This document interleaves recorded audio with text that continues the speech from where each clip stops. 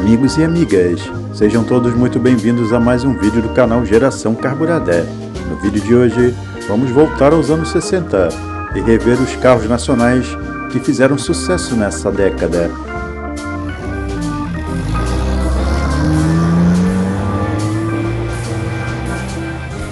Os anos 60 foram um período de grandes transformações e acontecimentos, tanto no Brasil quanto no mundo. Porém, se tratando dos carros, foi nessa década que nossa indústria automobilística começou de fato, onde o cenário nas ruas começou a ser alterado, pois os carros nacionais já dividiam as ruas com os importados, que eram veículos sobretudo dos anos 30 até os anos 50, com poucos modelos dos anos 60. Os carros de praça eram, ainda, em sua maioria, dos anos 40 e 50. Senhoras e senhores, sejam todos muito bem-vindos a mais um vídeo da série Revival. Meu nome é Renato e gostaria de convidar os gentis amigos a embarcar comigo nessa viagem para conhecer os carros dos anos 60. No vídeo de hoje vamos voltar aos anos 60, a primeira década da nossa indústria automobilística, e lembrar dos carros nacionais pioneiros das nossas ruas.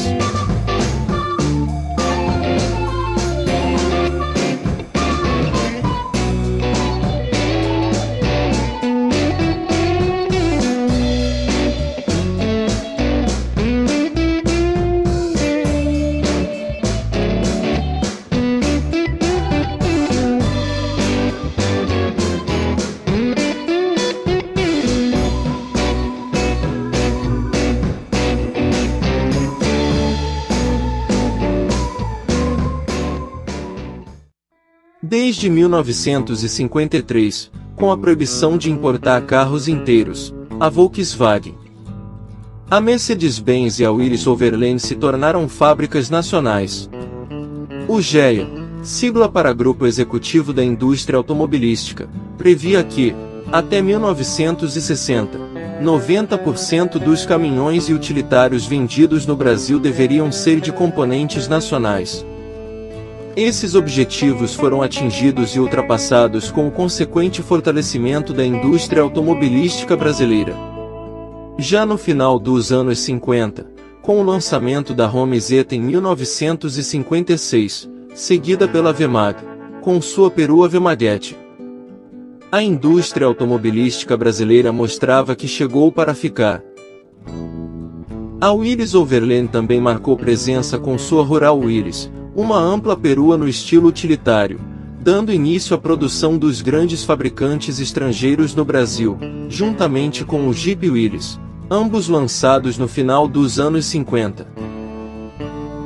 Momento histórico para a Volkswagen no Brasil, com a primeira Kombi, lançada em 1957, a montadora alemã começava sua trajetória para se tornar mais adiante na mais poderosa indústria automobilística no país.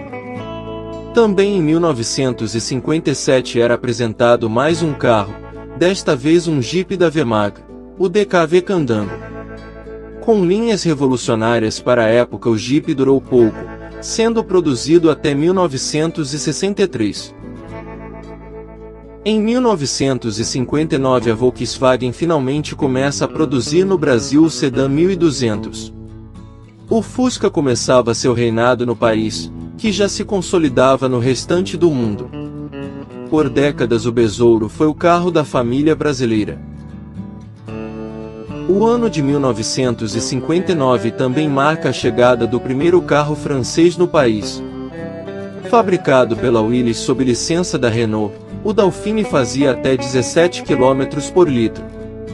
Em meados dos anos 60 mudou seu nome para Gordini. Mais um lançamento de 1959 foi o FNMJK, da Fábrica Nacional de Motores, indústria estatal estabelecida em Xerém, Rio de Janeiro, que produzia também caminhões. O sedã de luxo era feito sob licença da Alfa Romeo.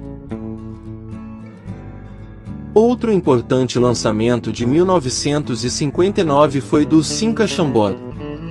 Com sua traseira no estilo rabo de peixe, O vistoso sedã ganhou o apelido de Belo Antônio e fazia 8,5 km por litro de gasolina.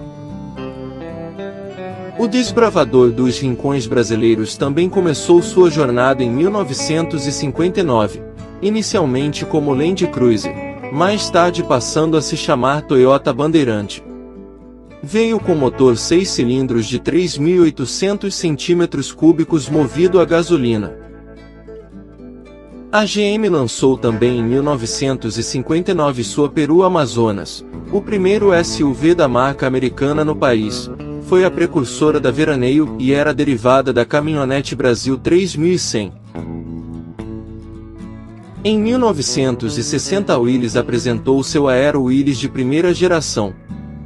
O mercado brasileiro recebeu com impacto o sedã de 4 portas. Entretanto, seu design já era bastante ultrapassado e foi lançado uma versão totalmente nova em 1962. Também em 1965 apresentava o modelo de luxo Presidence, que tinha basicamente a mesma mecânica do Simca Chambord e acompanhou a evolução estilística da linha.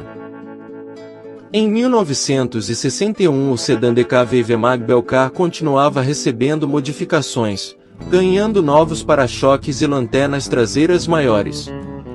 A mecânica era inconfundível 2 tempos de 3 cilindros. Também em 1961 era apresentado o primeiro esportivo brasileiro de série, o Willys Interlagos. Baseado no Renault Pime francês, o esportivo vinha em 3 versões, berlineta, coupé e conversível. Foi um dos mais famosos carros de corrida dos anos 60, pela lendária equipe Willys e pilotado pelo mítico Bill Clemente.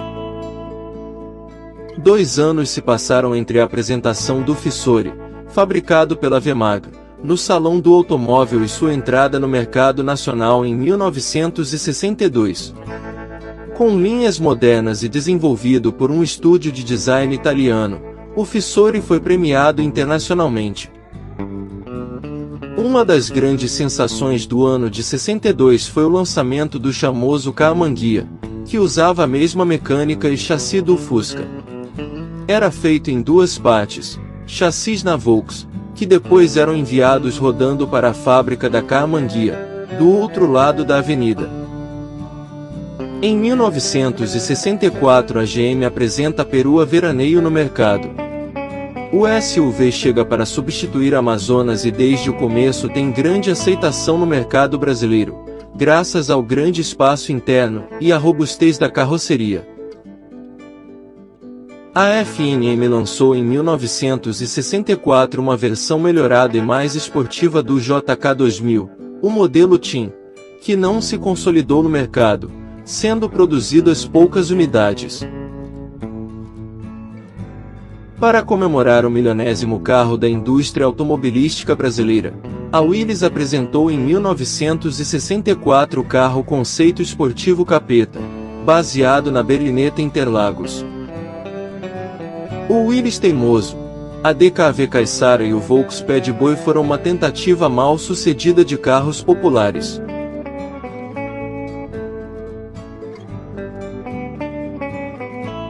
A Volkswagen apresenta em 1965 o Volks Sedan 1200 com um eficiente teto solar. Infelizmente, colocaram o apelido no carro de cornovagem, o que decretou o fim prematuro da versão. Com melhores engates do câmbio e isolamento acústico, o DKV Belcar ganha o nome de Rio, em homenagem ao 4º centenário da cidade carioca. Linhas retas, frisos largos, muito cromado e luxuoso interior. O Willys Itamaraty, versão Premium do Aero, foi produzido de 1965 até 1971.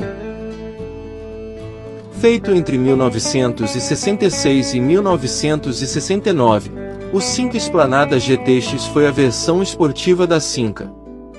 A linha Esplanada vendeu 12.040 unidades nesse período. Apresentado no Salão do Automóvel de 1966, o Ford Galaxy começou a ser vendido em 1967, revolucionando o mercado dos modelos de luxo. Também apresentado no Salão de 1966, o Onça, claramente inspirado no Ford Mustang, foi uma das várias tentativas da fábrica FNM de construir um Gran Turismo nacional. Como ocorrido com o Brasinca GT4 1200, o Irapuru na versão conversível também não conseguiu se firmar no mercado, onde ainda enfrentava os importados. Carroceria em fibra de vidro sobre plataforma e mecânica Volkswagen, o Puma iria se tornar no mais bem-sucedido esportivo do país, inclusive sendo exportado para diversos países.